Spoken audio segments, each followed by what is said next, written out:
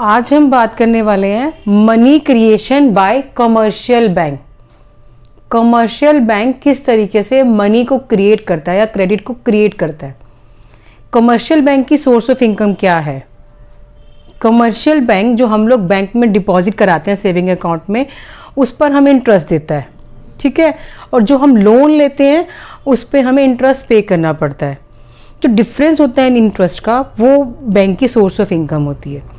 Suppose अगर मैं bank में 10,000 रुपये जमा कराती हूँ तो मेरे को बैंक कितना इंटरेस्ट देगा, 3 to 4%, ठीक। और अगर मैं लोन लेती हूँ और मुझे इंटरेस्ट पे करना पड़ता है, सपोज इट इज़ 10%, तो difference between interest is the source of income for bank, ठीक है। पहली चीज़। दूसरी चीज़ क्या होती है कि जो बैंक है जो डिपॉजिट कराते हैं हम बैंक में, उसे कई गुना ज़्यादा लोन क्रिएट करते हैं, लोन देते हैं मार्केट में। वो किस तरीके से देते हैं वो आज हम देखेंगे, किस तरीके से वो क्रेडिट को क्रिएट करता है। कितना हमने डिपॉजिट कराया उसे कितना ज़्यादा क्रिएट कर दिया, वो हमने आज पढ़ना है। तो मनी क्रिएशन क्या होता है। मनी क्रिएशन तो एक प्रोसेस है कि जो प्राइमरी डिपॉजिट से कितना गुना ज़्यादा है, कितनी ज़्यादा हमारा टोटल डिपॉजिट हो जाता है, दैट इज मनी क्रिएशन, ठीक है। 10,000 रुपये हमारा प्राइमरी, ये 1,000 रुपये सॉरी हमारा प्राइमरी डिपॉजिट है जो हमने जमा कराया, जो हम लोगों ने डिपॉजिटर ने अकाउंट में जमा कराया, वो प्राइमरी डिपॉजिट होता है।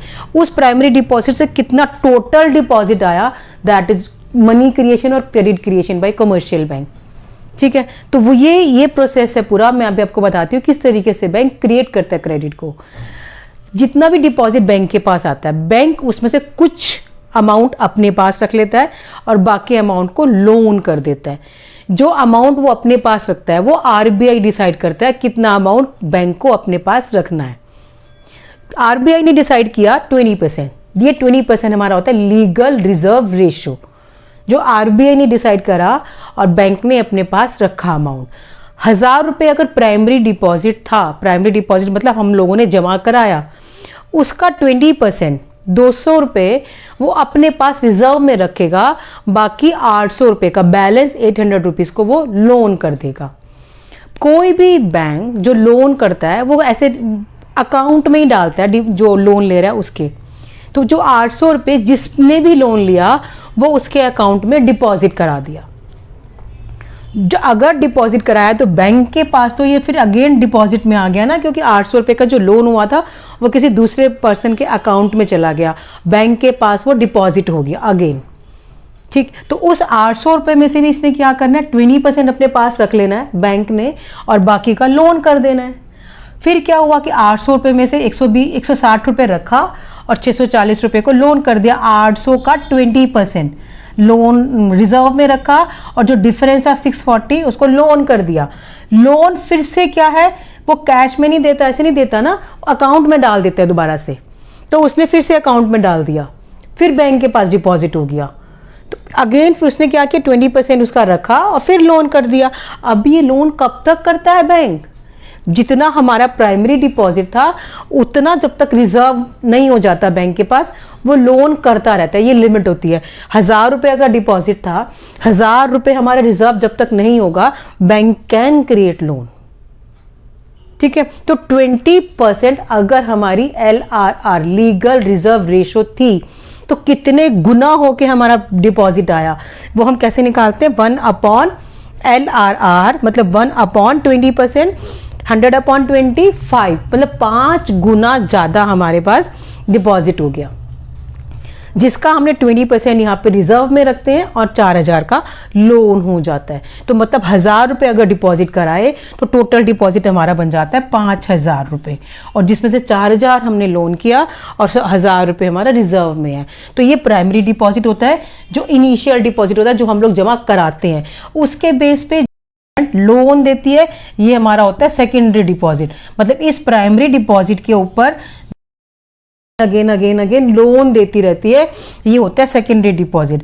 और इन दोनों को प्लस करके हमारा आता है टोटल डिपॉजिट। इस तरीके से जो कमर्शियल बैंक है वो क्रिएट करते हैं क्रेडिट को, ठीक है। तो अब क्या होता है कि इनको देखते इस जब हम ये डिस्कस कर रहे हैं कि money creation by commercial bank, तो 2 assumptions we have to think. पहली चीज हमने क्या माननी है, एजम्पशंस है ये कि there are single banking system in an economy. पूरी इकोनॉमी में एक ही बैंकिंग सिस्टम है, एक ही सिस्टम है, एक ही बैंक है, उसी से लेन देन चलता है। This is our first assumption. और सेकेंड एजम्पशन क्या है, transactions are routed through bank. जितनी भी ट्रांजेक्शन्स इकोनॉमी में हो रही हैं वो बैंक के थ्रू ही हो रही हैं। ये 2 एजम्पशंस हैं इस क्रेडिट क्रिएशन प्रोसेस की। ठीक है, अब एक चीज और आती है कि relation between money multiplier and credit creation.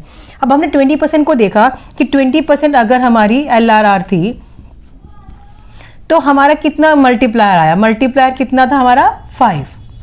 यहाँ पर आप लोगों ने देखा, तो इससे हमारा क्या पता चला कि हमने टोटल डिपॉजिट हमारा कितना हो गया था, 1000 से मल्टीप्लाई बाय 5 करके 5000 रुपये, मतलब मनी कितना क्रिएट हुआ, 1000 से हमारा 5 गुना होके 5000 हो गया। लेकिन अगर ये बढ़ जाती है, LRR अगर इंक्रीज हो जाती है तो क्या होगा, मनी मल्टीप्लायर का क्या होगा, ये है 1/50%, मतलब 1/LRR 100/50 मीन्स 2000 को अगर मैं 2 से मल्टीप्लाई करूंगी तो कितना क्रिएट हुआ क्रेडिट, सिर्फ 2000 का। लेकिन यही अगर 10% हो जाती है, 1/10% का मतलब क्या हुआ, 100/10, मतलब 10,000 multiply by 10 is equal to 10,000। ठीक है, तो इसका मतलब क्या हुआ कि अगर LRR बढ़ती है तो हमारा जो क्रेडिट क्रिएशन है वो कम होता है, और LRR अगर कम होती है तो जो क्रेडिट क्रिएशन है वो बढ़ता है। तो inverse relation between legal reserve ratio and credit creation. ठीक है, multiplier is a number by which total deposits can increase due to a given change in deposit. Total deposit कितना इंक्रीज हुआ एक चेंज के बाद, जैसे हमने 800 के बाद 640 किया, फिर आगे आगे आगे आगे करते रहे, तो टोटल डिपॉजिट में कितना चेंज आ रहा है, तो वो हमारा मल्टीप्लायर है। 1000 की जगह हमारा 5000 हो गया डिपॉजिट, तो कितने गुना बढ़ा, 5 गुना, तो मल्टीप्लायर। ठीक है, 5 गुना मतलब 5 टाइम मल्टीपल होके हमारा क्रेडिट क्रिएट हुआ। Okay, thank you and have a nice day.